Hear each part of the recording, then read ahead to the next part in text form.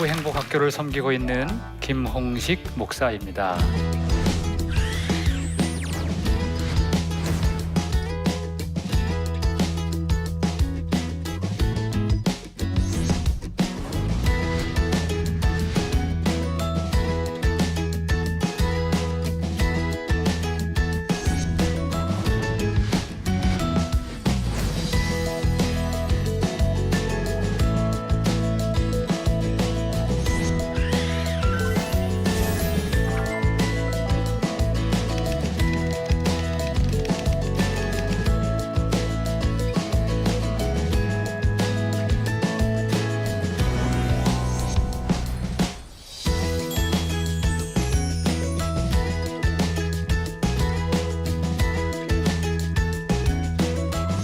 먼저 성경 구절 하나를 함께 보겠습니다. 같이 읽어보겠습니다. 시작.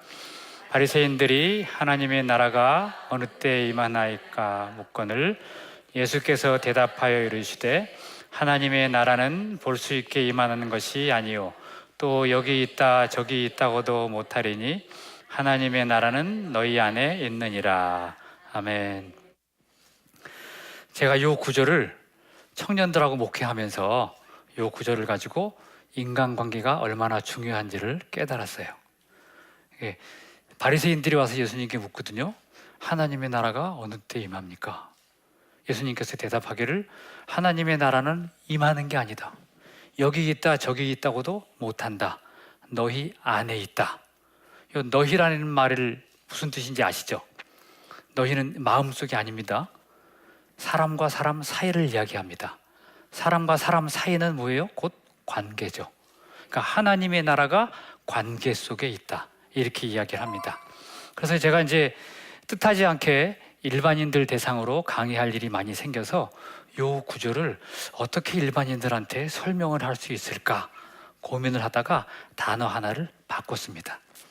하나님의 나라를 무슨 말로 바꾸면 세상 사람들이 맞아 라고 받아들일 수 있을까요? 요즘 사람들이 많이 추구하는 거 행복이죠. 그리고 그거 하나를 딱 바꿨어요. 하나님의 나라가 어디 있습니까? 행복이 어디 있습니까? 여기 있다 저기 있다고도 아니고 너희 안에 있다는 거예요. 사람과 사람 사이에 바로 여러분의 관계가 여러분의 행복이라는 거예요.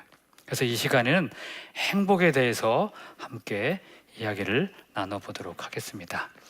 첫 번째 주제 따라 하겠습니다. 내 맘대로 추측하지 말라. 추측으로 많은 관계가 깨지는 것들을 볼 수 있어요. 혹시 저 사람이 아니에요. 그 사람은 나에 대해서 조금도 생각하지 않아요. 나 혼자 추측해서 저 사람이 날 미워하나? 저 사람이 날 이상하게 보나? 아니에요. 그냥 눈이 안 좋아서 찌푸릴 뿐이에요. 그런데 나를 이상하다고 나 혼자 스스로 이상하게 보는 것 같이 착각을 하는 거예요. 이게 다 짐작이죠. 관계를 깨트리는 아주 중요한 요소 중에 하나가 짐작이에요. 청년이 강아지 하나를 키웠어요. 근데 이 강아지가 옆집에 들어가서 계속 짖는 거예요. 왈왈왈왈왈 그 짖어. 저놈의 강아지가 왜 남의 집에 가서 저렇게 짖어? 조금 있으면 알겠지. 조금 있다가 걔가 막 뭘 물고 들어와. 근데 조그만 토끼 하나를 물고 들어오는 거예요. 옆집 아가씨들이 애지중지하게 키우는 토끼야. 그걸 물어 죽였는지 흙을 잔뜩 묻혀가지고 물고 들어온 거야. 이야, 이걸 어떻게 해결할까? 청년이 갑자기 그래, 토끼들은 가끔 자연사 한다니까 이걸 깨끗하게 빨아가지고 토끼장에 넣어놓으면 혼자 죽은 줄 알겠지. 그리고 우리의 죄는 없어지는 거야. 그래가지고 그걸 자기 양말도 안 빠는 청년이 토끼를 막 빨아서 비누칠해가지고 빨고 막 세탁기에 돌리고 또 드라이로 말리고 자기도 드라이 안 하는 청년이 토끼를 드라이 해가지고 리본을 묶으니까 깨끗한 게 자연사한 것 같아. 그걸 주머니에다 넣어가지고 옆집에 가서 싹 집어넣고 왔어요. 조금 있으면 이제 신호가 오겠지 하고 기다리는데 아가씨가 나오더니 막 비명을 지르는 거예요. 으아! 비명을 질러. 아무것도 모른 척하고 창문을 살짝 열고 왜 그러세요? 무슨 일이에요? 토끼가 이상해요. 어떻게 됐는데요? 아저씨가 나오길래 물어봤어. 아저씨 토끼가 왜 그래요? 어저께 죽어가지고 뒷마당에 묻었는데 어느 미친놈이 빨아가지고 넣어놨네. 어저께 죽어서 뒷마당에 묻었는데 강아지가 그걸 파내가지고 갖고 놀다가 물고 들어온 거야. 근데 이 청년은 추측하기를 이게 갖고 놀다가 죽여가지고 물고 들어온 줄 착각을 한 거야. 자기 추측이지. 인간의 추측은 부정적 추측을 극대화해서 최대한 안 좋은 환상을 만들어내는 게 인간의 추측이에요. 이 청년이 거기에 속아 넘어간 거야. 차라리 그걸 들고 가서 아유 우리 개가 이걸 물어 죽였나 봐요. 그러면 아니에요, 어저께 물어 죽인 건데, 어저께 죽은 건데 우리가 묻었던 거예요. 개가 파냈네. 다시 묻으면 되지. 근데 그걸 자기 추측으로 해결하려고 하다 보니까 정말 나쁜 놈이 된 거야. 그래서 자기는 어떻게도 못하고 우리 동네에 정말 미친놈 하나가 있네요. 그러고는 문을 닫고 들어왔어. 근데 그게 누구야? 자기야. 내 추측이 나를 미치게 만들어요. 관계를 깨트려요. 추측은 관계를 오해와 원망의 수렁으로 빠뜨려요. 여러분, 그래서 사람을 추측하면 안 돼. 옆 사람의 표정을 나와 연결시키면 안 돼요. 저 사람이 왜 저런 표정을, 내가 싫은가? 아니에요. 그냥 배가 아픈 거예요. 그런데 내가 싫어서 저런 인상을 짓나? 옆 사람의 표정을 나와 연결시키면 안 돼. 남의 말을 내 인생과 연결시키면 안 돼요. 그러면 죽고 싶어. 막 화를 내고 욕을 하는데 왜 나한테 욕을 하지? 아니에요.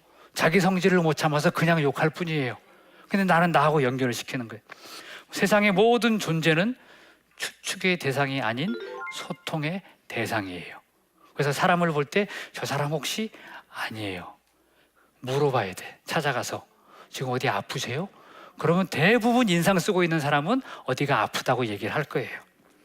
그래서 우리가 추측하면 사람을 오해할 수 있어요. 유치원에서 있었던 일이에요. 이거 실제로 유치원 교사가 아이들한테 그림을 그리라 그랬어요.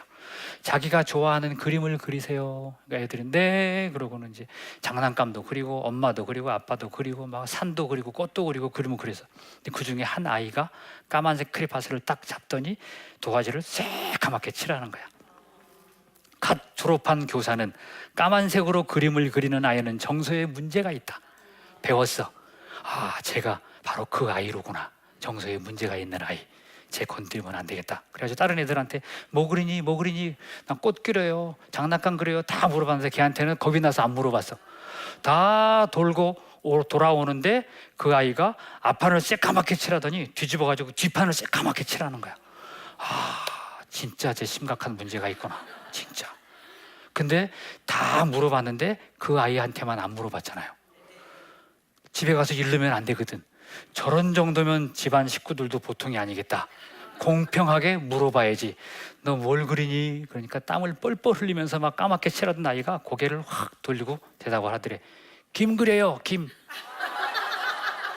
이 아이는 김을 제일 좋아해.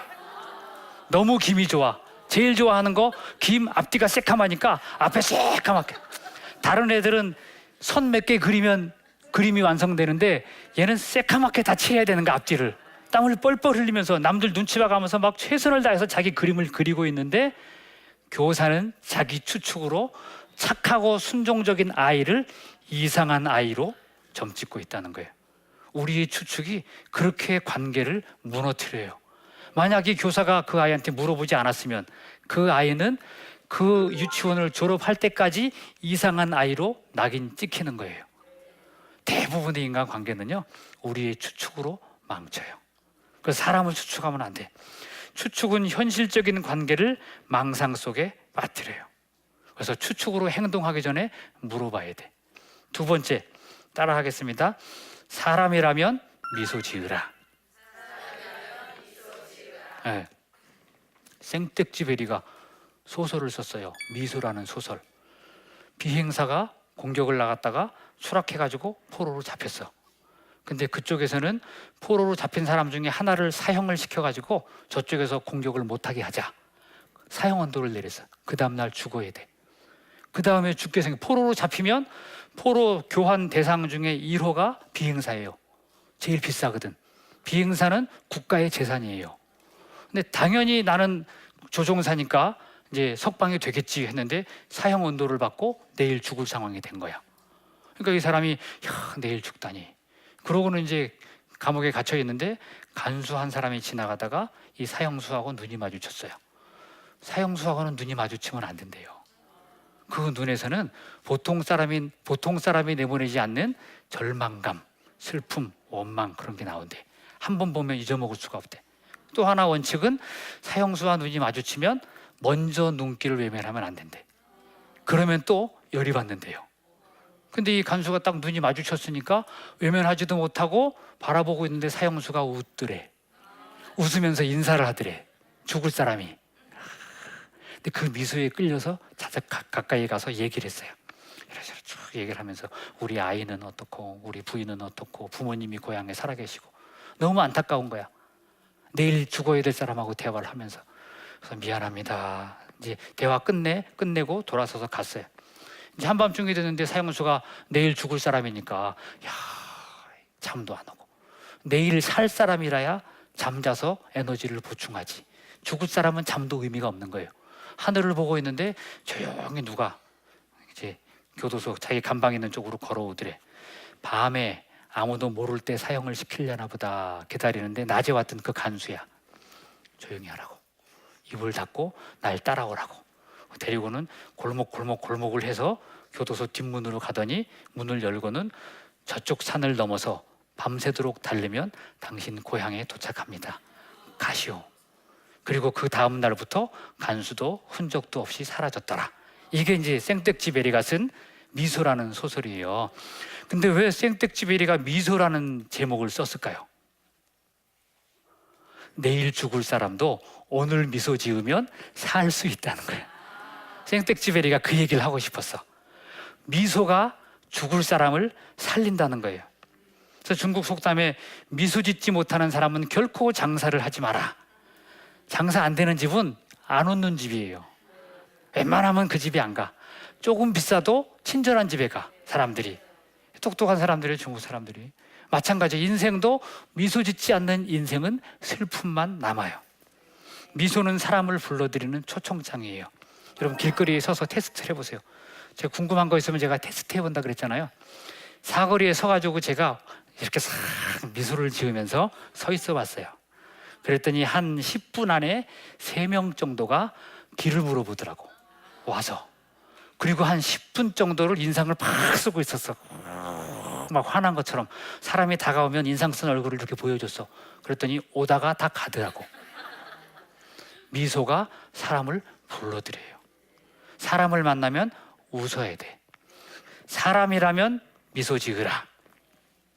내가 사람이면 웃어야 되고, 내 앞에 사람이 있다면 웃어야 돼요.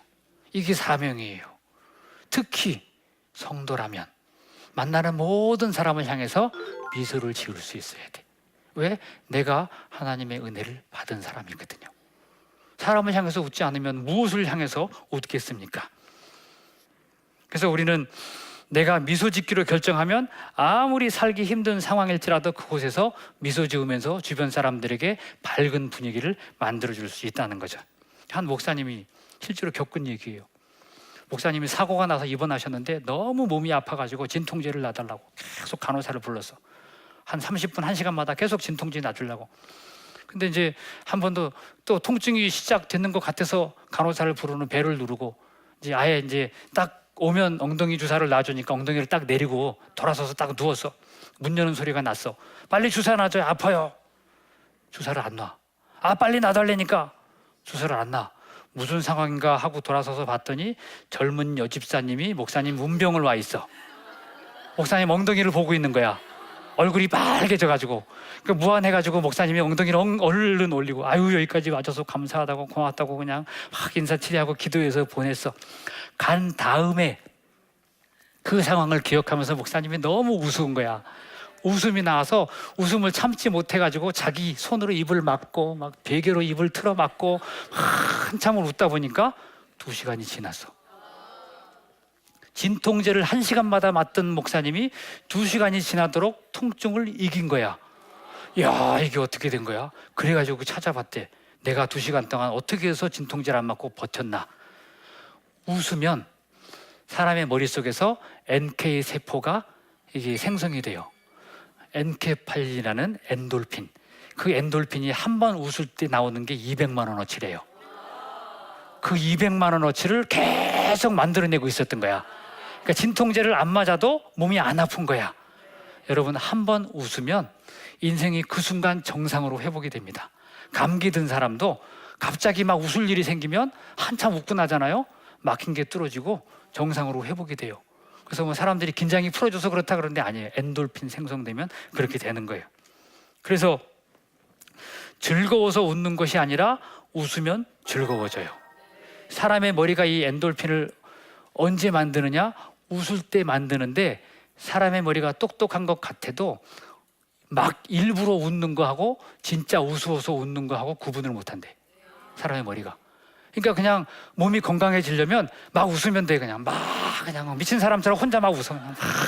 그러면 우리의 뇌는 이 사람이 지금 웃고 있구나, 엔돌핀 만들어라, 엔돌핀. 그래서 엔돌핀을 막 만들어내는 거예요.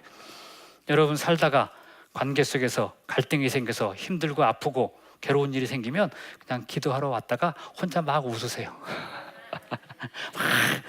처음엔 안 되는데 연습하면 돼요. 그러면 우리의 인생이 우리의 삶을 행복하게 해요. 인생을 행복하게 만드는 건 미소인데, 인생을 불행하게 만드는 건 굳은 얼굴이에요. 성경 구절 하나를 제가 읽어드리겠습니다.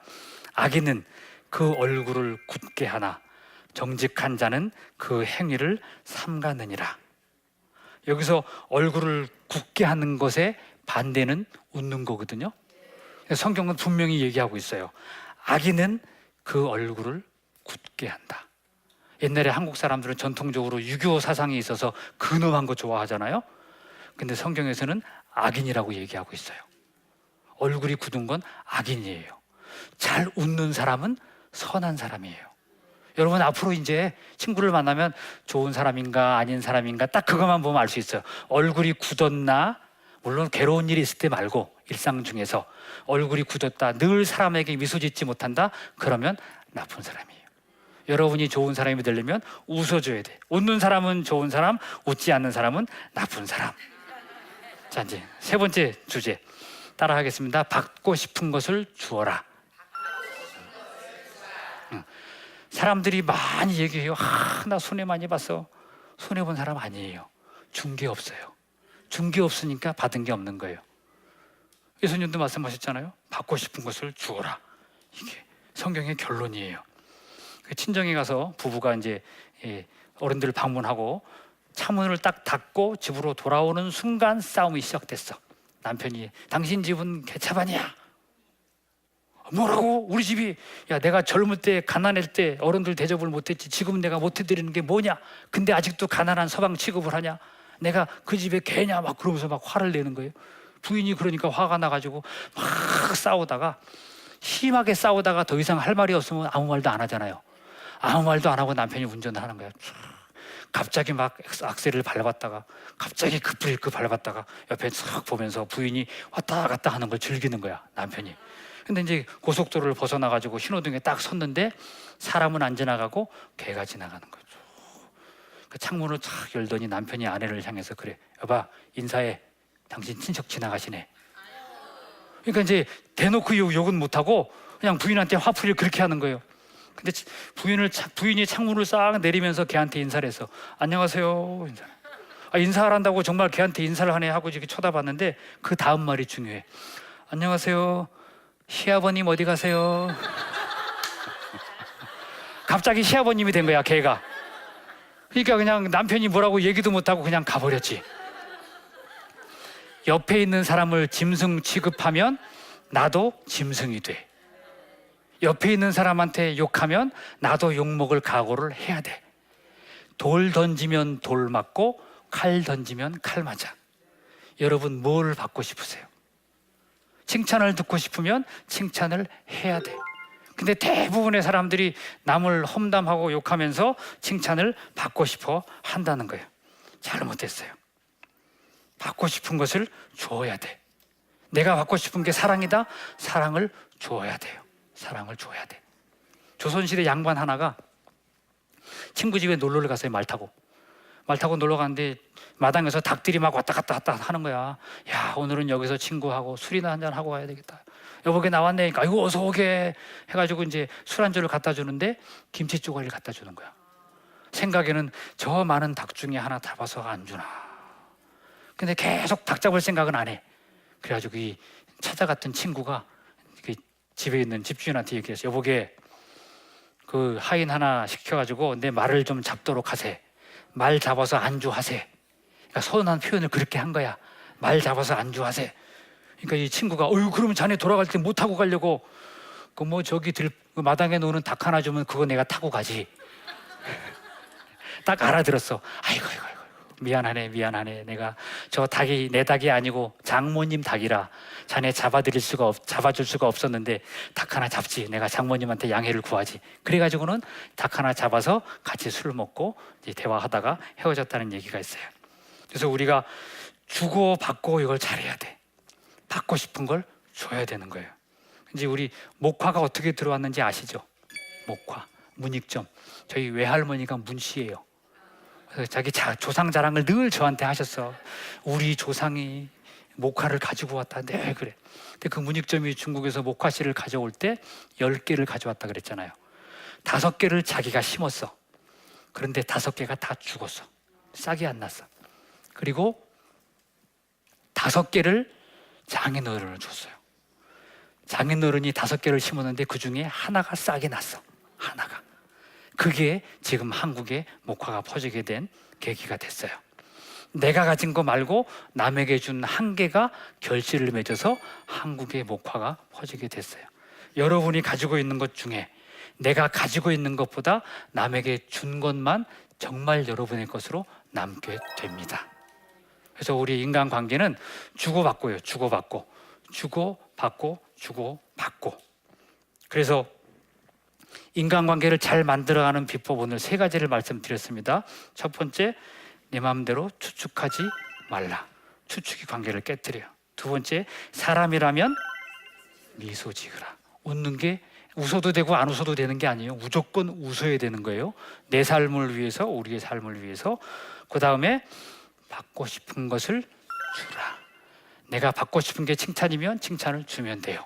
이렇게 관계의 법칙들이 있습니다. 이 관계의 법칙들을 생각하면서 우리의 관계가 나와 너의 세상을 행복하게 만든다는 생각을 가지고 아름다운 관계를 만들어 가시는 여러분 되시기를 바라겠습니다.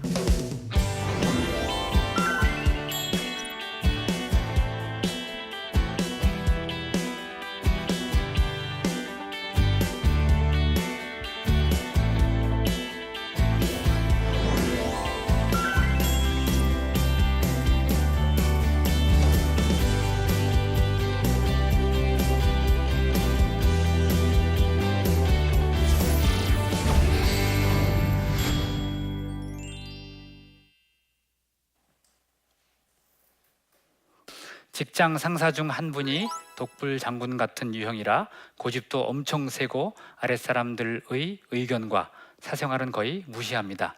회사 내에서 아무도 그분에게 의견을 제시하시지도 않는데요. 이러한 상사와는 어떻게 관계를 맺어야 하나요? 쉽지 않죠, 문제가.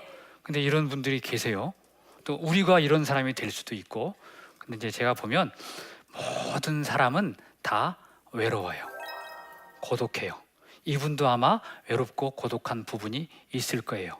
그리고 사람이 느끼는 최고의 슬픔 중에 존경받지 못하는 슬픔이 가장 커요.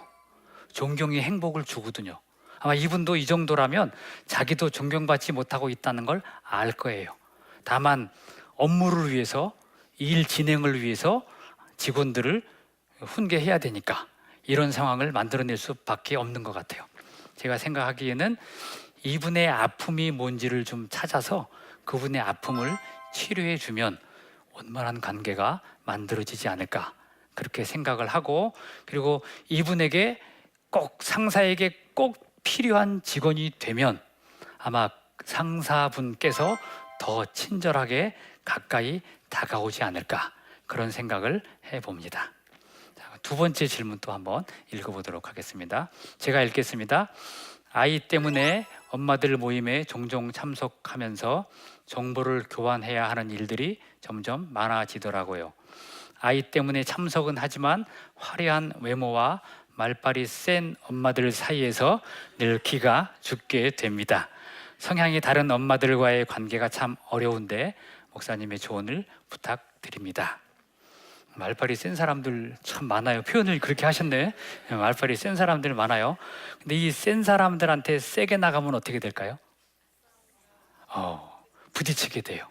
부딪히면 무조건 상처예요. 센 사람도 사실은 집에 가면 약할 수 있어요. 그리고 센 사람의 내부는 더 약할 수 있어요. 그래서 제가 생각하기에는 센 엄마들 사이에서 기죽지 않을 만큼 자기 자아관을 확립하는 거, 일단 그게 필요해요. 세다 그래서 잘하는 건 아니거든요. 그리고 센 사람에게도 친구가 필요해요. 여러분, 톱니바퀴가 돌아갈 때 두 개가 돌아가면 어떻게 돌아가요? 같은 방향으로 돌아가요? 다른 방향으로 돌아가요? 다른 방향으로 돌아가요. 이 다른 방향으로 돌아가는 게 있어야 세상이 굴러가는 거예요. 센 사람에게는 부드러운 사람이 필요해요. 지금 이 질문을 한 엄마가 이 센 엄마들한테 꼭 필요한 사람이에요. 부드럽게 같이 돌아갈 수 있는 윤활유 같은 역할을 할 수 있는 분이에요. 조용히 자기의 자리를 지키면서 세게 이야기하는 사람의 이야기를 다 들어주면 결국 할 말 다 하면 사람은 부드러워집니다. 그때 다는 아니더라도 한두 엄마를 친하게 사귀면서 그 엄마를 통해서 관계의 통로를 만들어가면 아마 좀 쉽게 아이 엄마들과 교제를 나눌 수 있지 않을까, 그렇게 생각을 해봅니다. 강의를 들어주셔서 참 감사합니다. 행복은 관계 속에 있습니다. 멀리 있지 않습니다. 행복은 여러분의 관계 속에 있기 때문에 그 관계를 어떻게 잘 갖고 가느냐가 우리의 남은 인생의 수준을 결정합니다. 그래서 오늘부터 함부로 말 던지지 말고 다른 사람들에게 이 관계를 함께 아름답게 만들어 갑시다 라는 마음으로 내 앞에 있는 사람을 소중히 여기며 살아가는 여러분 되시기를 바라겠습니다. 강의를 들어주셔서 감사합니다.